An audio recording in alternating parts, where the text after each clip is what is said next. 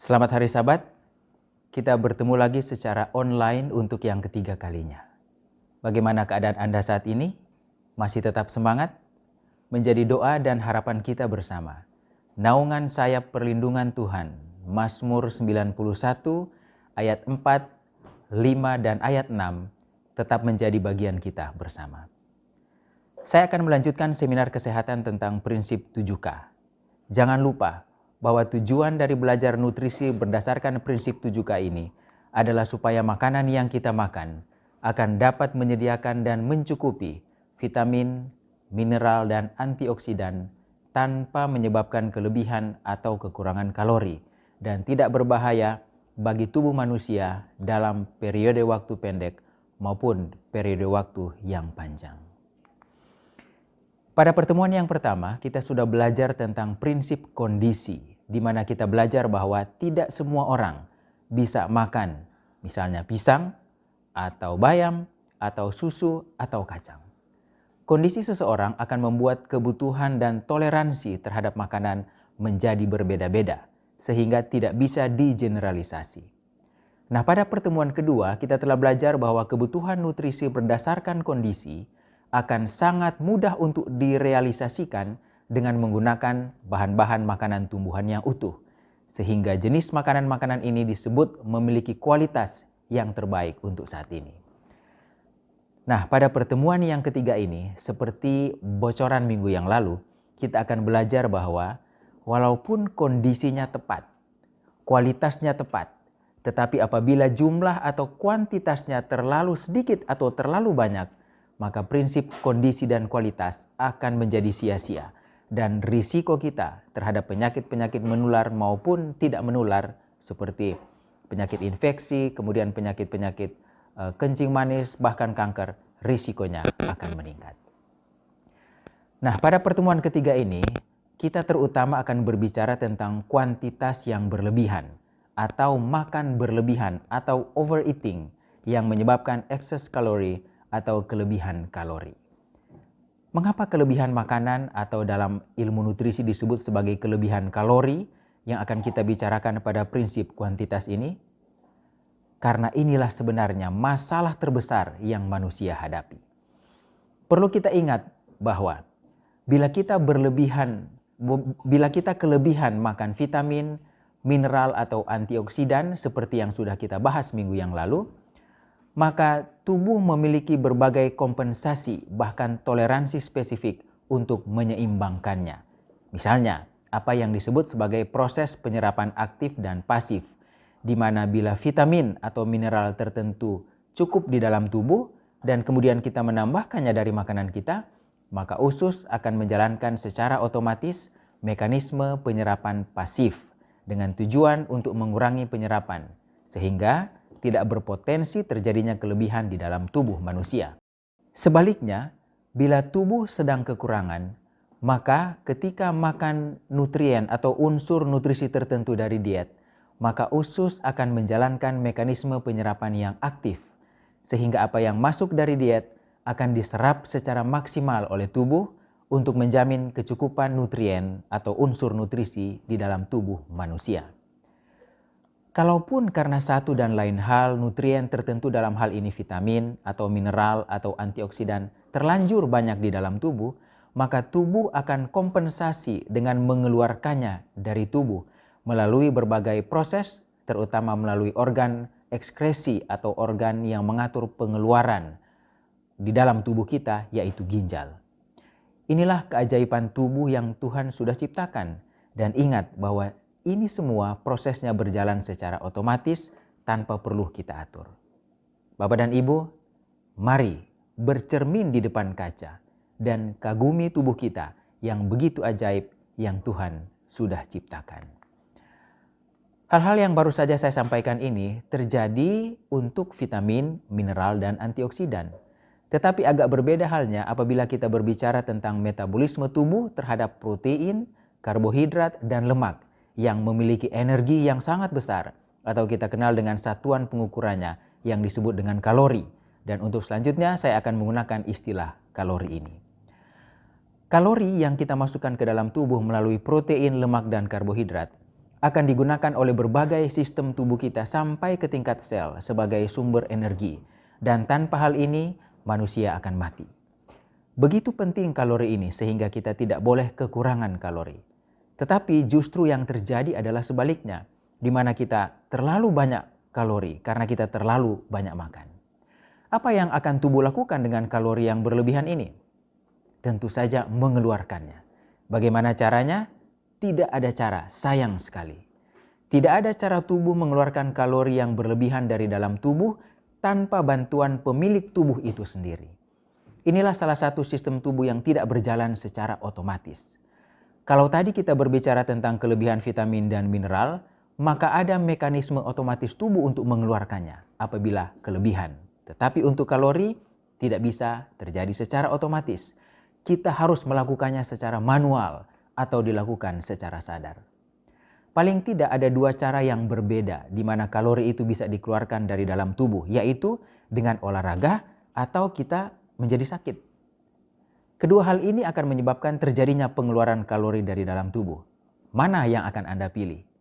Saya pikir jawabannya tidak perlu kita ketahui karena itu adalah hak prerogatif masing-masing kita. Walaupun ajakannya adalah lebih baik energi, kalori yang berlebihan itu dikeluarkan melalui olahraga. Tetapi biasanya kalau dianjurkan untuk olahraga, alasan klasik yang selalu muncul yaitu tidak ada waktu. Dan ini sangat tepat. Di dunia yang sesibuk ini, kita memang tidak punya waktu untuk olahraga. Kenapa? Karena kita berupaya untuk mencari waktu olahraga di sela-sela kesibukan kita. Dan hal ini akan sia-sia. Waktu untuk olahraga tidak bisa dicari. Waktu untuk olahraga itu harus di-create, harus diciptakan, harus dibuat. Cari waktu untuk olahraga tidak akan bakal ketemu sampai kapanpun. Nah, kita balik lagi ke masalah kalori tadi. Bagaimana cara tubuh mengatur kelebihan kalori? Dalam arti bila kita tidak berolahraga atau kita tidak sakit. Satu-satunya mekanisme yang dimiliki tubuh adalah melakukan proses konversi, di mana kalori-kalori yang berlebihan ini akan dikonversi menjadi sesuatu yang bisa disimpan di dalam tubuh, yaitu dikonversi atau diubah menjadi lemak. Dan bila kita sudah tiba pada pembahasan kelebihan makan dan mengakibatkan penimbunan lemak di dalam tubuh, maka penelitian dan bukti-bukti ilmiahnya sudah sangat banyak. Sebagai contoh, salah satu review oleh Leaf dan Antonio yang dipublikasi pada tahun 2017 meringkas penelitian-penelitian intervensi terkait kelebihan kalori dan 100% hasilnya menunjukkan peningkatan berat badan dan peningkatan massa lemak. Penelitian-penelitian ini menilai makanan berlebihan terhadap subjek penelitiannya disertai dengan pengamatan atau intervensi terhadap aktivitas fisiknya atau olahraganya. Kemudian ada juga yang diberikan makanan tambahan di luar kebutuhan ditambah 1000 kalori atau ada yang 50% atau bahkan 70% lebih banyak dari yang dibutuhkannya. Dan juga pengamatan ini dilakukan dalam ada yang hitungan hari, bahkan ada yang sampai bulanan. Tetapi hasilnya tetap konsisten, yaitu terjadi peningkatan berat badan dan terutama massa lemak meningkat di atas 50%. Ya. Tidak ada yang di bawah 50% dari penelitian ini. Inilah bukti bahwa kita tidak boleh menganggap bahwa makan banyak yang menyebabkan kelebihan kalori dan penimbunan massa lemak sebagai hal yang sepele. Gonzalez dan kawan-kawan mengutip Miner dan kawan-kawan dalam publikasi ilmiah mereka pada tahun 2012 mengatakan bahwa bukti-bukti ilmiah menunjukkan bahwa menjaga keseimbangan makanan dan olahraga, kalori yang masuk dan kalori yang keluar, sangat penting tidak hanya untuk umur panjang, tetapi juga untuk kualitas hidup menjalani hari-hari umur panjang tersebut. Inilah sebenarnya kerinduan kita bersama. Hidup sampai 120 tahun, tetapi tetap sehat dan berkualitas. Di bidang nutrisi, hal ini dapat dicapai dengan kesadaran penuh mengatur atau mengurangi asupan jumlah makanan kita.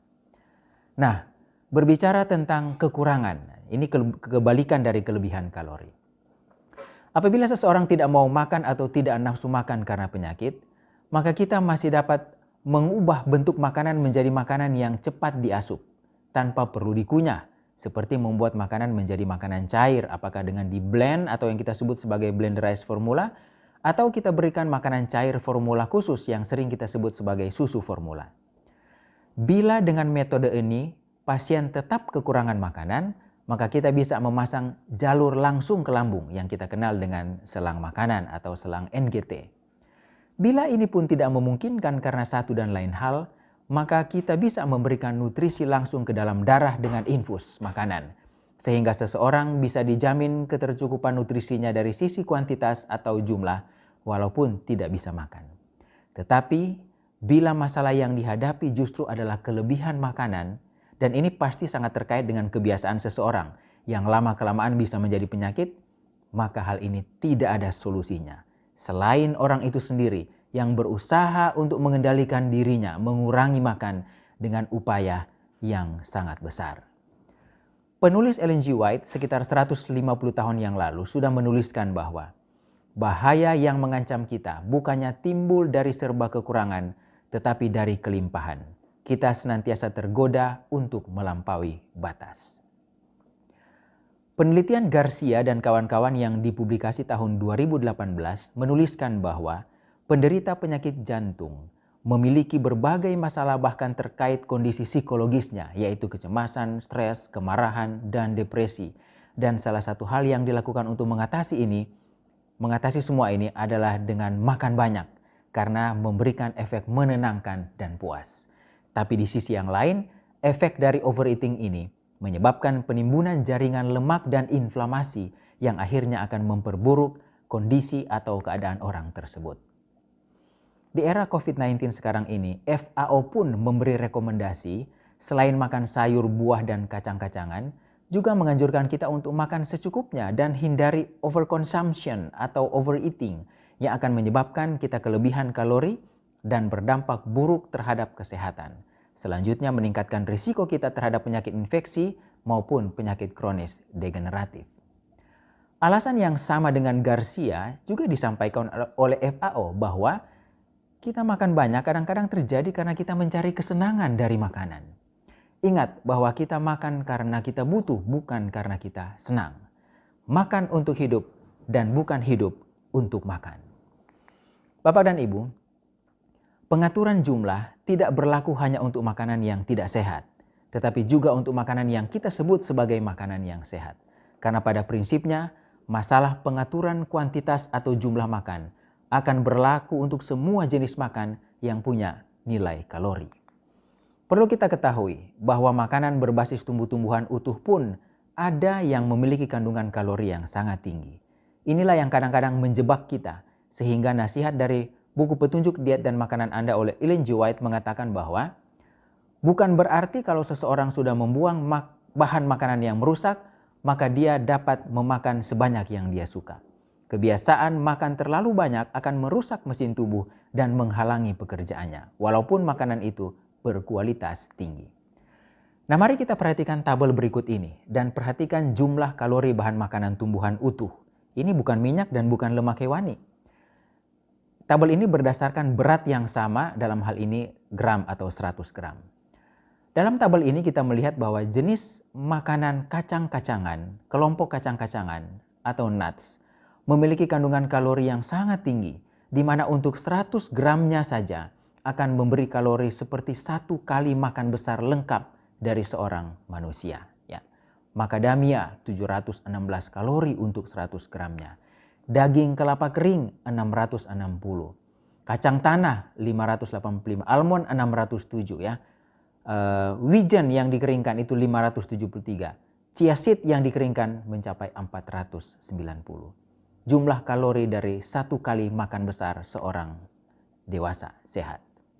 Menariknya, sekitar 150 tahun yang lalu, hal ini sudah diamarkan oleh Ellen G. White dalam tulisannya sebagai berikut.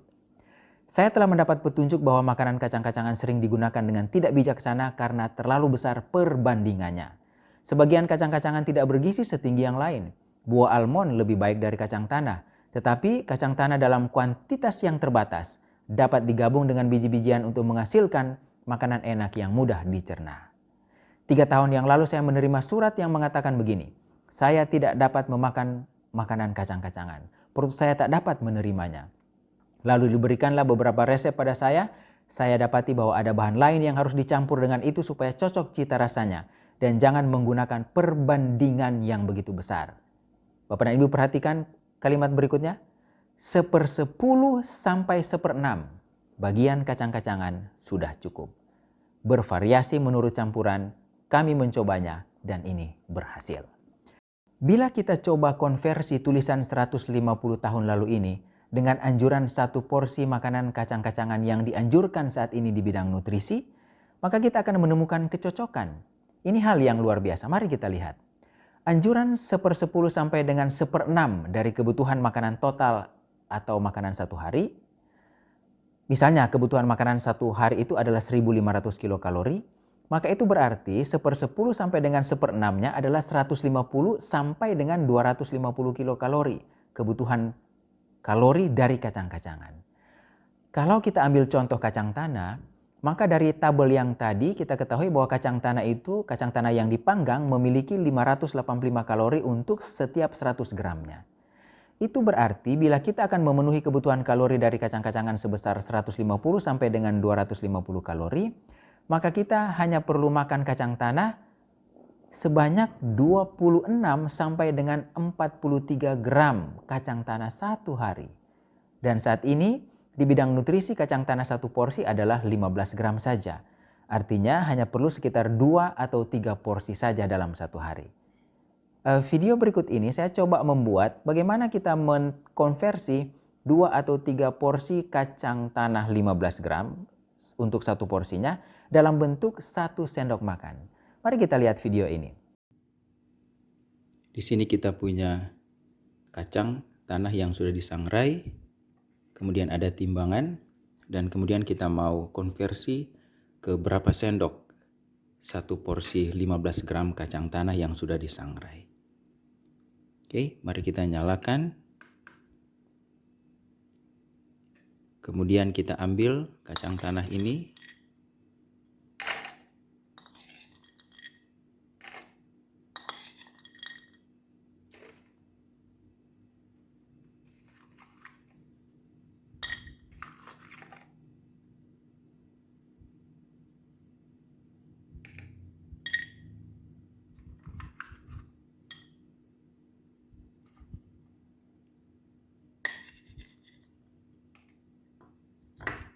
Oke, anggaplah ini sudah 15 gram. Ini berarti satu porsi dari kacang tanah, 15 gram kacang tanah. Dan kita coba taruh di wadah piring. Dan kita kembali ukur dengan sendok. Maka kita akan menemukan kurang lebih 1 sendok.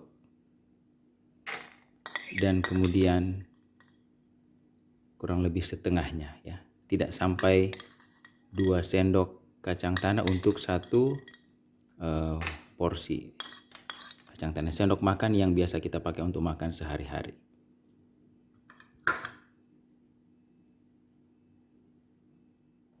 Itu berarti kita hanya butuh sekitar 3 sampai dengan 5 sendok makan kacang tanah untuk kebutuhan sehari bila menggunakan kacang-kacangan, dalam hal ini kacang tanah. Kita lihat betapa sedikitnya kebutuhan kita terhadap kacang-kacangan, tetapi sudah cukup. Dan makan berlebihan walaupun dari sisi kualitas kacang tanah termasuk di dalamnya, maksudnya kacang tanah itu adalah kualitas yang baik, tetapi kalau kuantitasnya berlebihan, kalori berlebihan, maka manfaat sehat dari kacang tanah akan langsung hilang. Tapi ingat, kacang tanah tidak pernah salah. Yang salah adalah yang memakannya dengan jumlah tidak mau diatur sesuai dengan kebutuhan. Pertanyaannya adalah seberapa banyak kacang yang Anda konsumsi satu hari? Silahkan dijawab sendiri. Bagaimana mekanisme makan terlalu banyak dengan terjadinya penyakit? Terlalu banyak makan akan menyebabkan penimbunan jaringan lemak di dalam tubuh dengan segala konsekuensinya. Tetapi makan terlalu banyak juga bisa langsung menyebabkan gangguan pada pengaturan keseimbangan berbagai mekanisme di dalam tubuh. Bowden dan kawan-kawan dalam penelitian mereka menyimpulkan bahwa terlalu banyak makan, bahkan kelebihan kalori dalam 1 atau 2 hari saja akan menyebabkan terjadinya stres oksidatif dan resistensi insulin pada laki-laki dewasa yang sehat. Dan kedua masalah ini selanjutnya akan menyebabkan masalah apa saja di dalam tubuh, bahkan sampai terjadinya kanker. Bapak dan Ibu, penting sekali untuk belajar mengendalikan selera dalam hal jumlah makanan, lebih tepatnya jumlah kalori di dalam makanan kita. Bila kita tidak berusaha untuk mengontrol atau menahan diri dalam soal pengendalian jumlah makan ini, maka semakin lama kemampuan kita untuk menahan diri akan semakin berkurang dan semakin sulit kita untuk mengendalikan diri soal jumlah makanan. Penelitian Moore dan kawan-kawan menggambarkan suatu siklus lingkaran setan di mana hal satu akan memperberat hal yang lain dan semakin memperberat hal yang awal sehingga akhirnya keadaan seseorang semakin buruk. Ada 3 bagian otak yang dilibatkan dalam masalah ini yang bisa Bapak dan Ibu lihat di slide ini. Makan berlebihan yang tidak dikontrol akan menyebabkan terjadinya ketidakmampuan tubuh untuk beradaptasi dan hasil akhirnya adalah kegagalan kontrol tubuh sehingga tidak heran ada orang yang sangat berat dewasa ini yang mungkin Bapak dan Ibu pernah lihat di video-video atau di media sosial.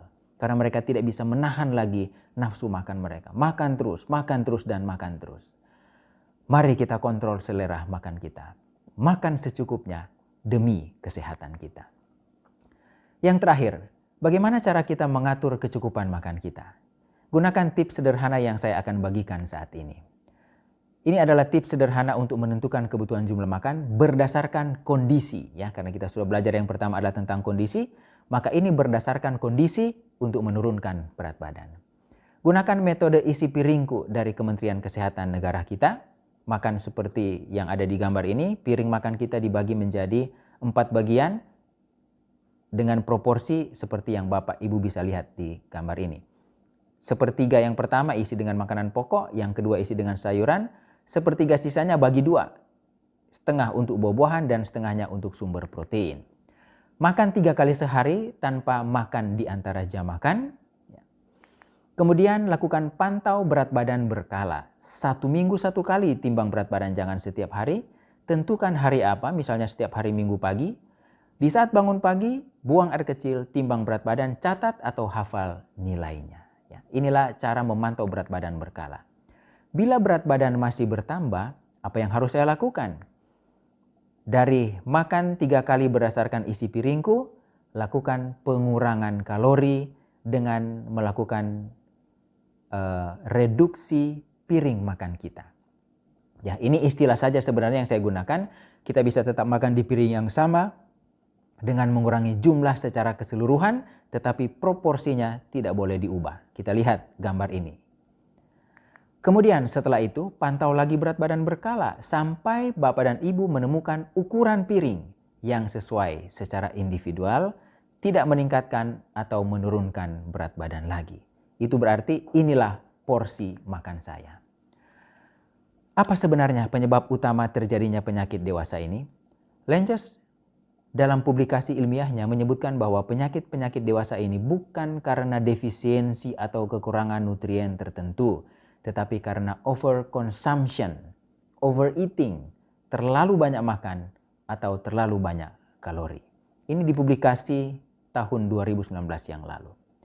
Tidak heran, doa Bapa Kami yang sering kita ucapkan bahkan hafalkan, ada unsur jumlah makanan yang Tuhan sampaikan di situ. Tuhan tidak meminta untuk memberikan jenis makanan dengan kualitas terbaik, tetapi justru meminta untuk memberikan makanan secukupnya. Artinya, makan secukupnya untuk hidup dan untuk sehat. Ingat sekali lagi, kita makan untuk hidup dan bukan hidup untuk makan. Sampai bertemu pada pertemuan berikutnya. Tuhan memberkati kita.